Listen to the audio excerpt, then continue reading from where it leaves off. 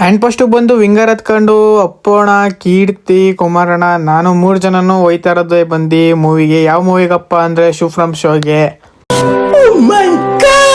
Final ಆಗಿ ಮೈಸೂರಿಗೆ reach ಆದ್ವಿ. ಮತ್ತೆ ಗಡಿಯಾರ ಸರ್ಕಲ್ ಹತ್ರ ಹೋಗ್ಬೇಕಾದ್ರೆ ಗಡಿಯಾರನೇ ತಿರುಗ್ತಿತ್ತಿಲ್ಲ, ಯಾಕಂದ್ರೆ ಶೆಲ್ಲಿಲ್ವಂತೆ, ಶೆಲ್ಲಿ ಯಾರೋ ಕತ್ಕೊಂಡೋಗಾರಂತೆ.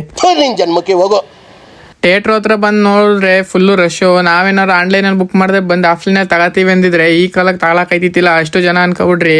1:15 ಶೋ ಇದ್ದಿದ್ದು, ನಾವು 1 ಗಂಟೆಗೆ ಬಂದಿದ್ವಿ. ಮತ್ತೆ 1 ಕಾಲಕ್ಕೆ ಬಿಟ್ರು. ನಾವು 150 ರೂಪಾಯಿ ಕೊಟ್ಟು ಟಿಕೆಟ್ ತಗೊಂಡಿದೀವಿ, ಅದಕ್ಕೆ ನಮ್ಮನ್ನ ಮೇಲೆ ಬಿಟ್ಟಾರೆ.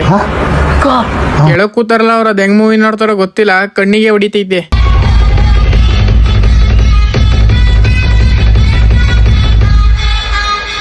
ಬ್ರೇಕಲ್ಲಿ ಹೋಗಿ ಒಂದು ಸಮೋಸ ತಗೊ ಬಂದ್ವಿ. ಕುಮಾರಣ್ಣ ನೋಡಿ ಇಲ್ಲಿಕ್ಕಿದೀವಿ.